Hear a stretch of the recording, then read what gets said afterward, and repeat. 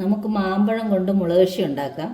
അതിനാവശ്യമായ മാങ്ങ അരിഞ്ഞത്, മാമ്പഴത്തിൽ ചേർക്കാൻ ആവശ്യമായിട്ടുള്ള ശർക്കരപ്പാനി, കടുക് വറുക്കാൻ ആവശ്യമായിട്ടുള്ള ജീരകം, കടുക്, വറ്റൽമുളക്, കറിവേപ്പില. ഇനി അതിൻ്റെ അകത്ത് ഇടാൻ കുറച്ച് കുരുമുളക് പൊടിച്ചതും ഒരു നുള്ളു ഉപ്പും വേണം. നമ്മളൊരു ചട്ടി എടുത്തിട്ടുണ്ട്, അതിലേക്ക് മാങ്ങ ഇട്ട് കൊടുക്കുക.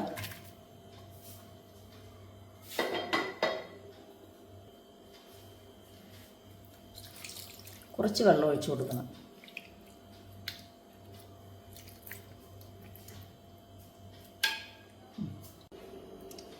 സ്റ്റൗ ഓൺ ചെയ്ത്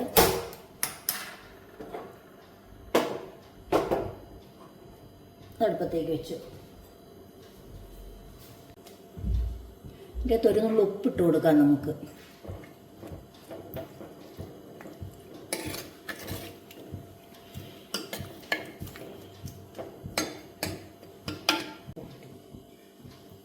മൂടി വെച്ചൊന്ന് വേവിക്കാം നമുക്ക്. മാമ്പഴം എന്തോന്ന് ഈ മൂടി ഒന്ന് തുറന്ന് നോക്കാം.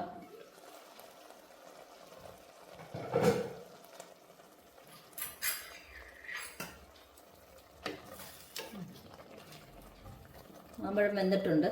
ഇനി ഇതിലേക്ക് നമുക്ക് ശർക്കരപ്പാനി ഒഴിച്ചു കൊടുക്കാം.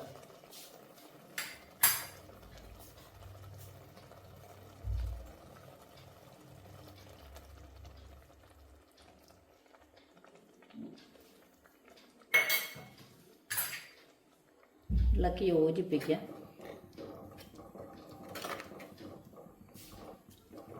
പാനി മാമ്പഴമായിട്ട് ചേർന്നൊന്ന് വരട്ടെ, തിളക്കട്ടെ. മൂടി നമുക്ക് മൂടി വയ്ക്കാം. നമുക്ക് ഒന്ന് നോക്കാം എങ്ങനെയായിരുന്നു.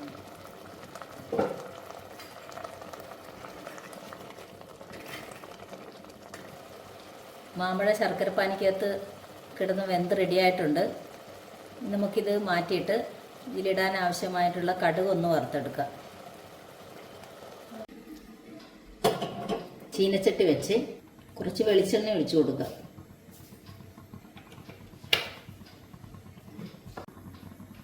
കടുകിടാം.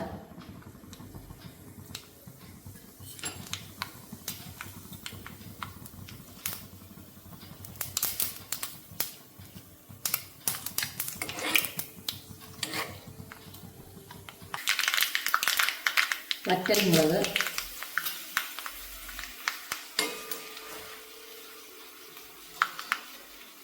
ജീരകം,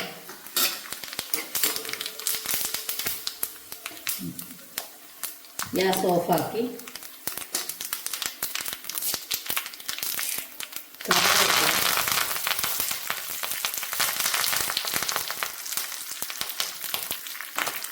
നമുക്ക് കുരുമുളക് പൊടിച്ചത് ചേർക്കാം.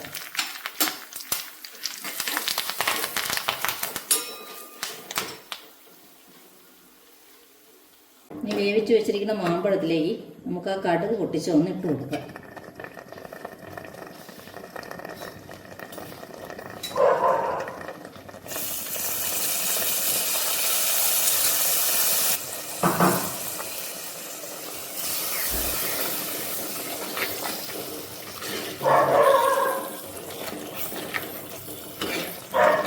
നമ്മൾ ഈ മാമ്പഴക്കൂട്ടാൻ എരിവിനായിട്ട് നമ്മൾ കുരുമുളകാണ് ഇട്ട് കൊടുത്തത്.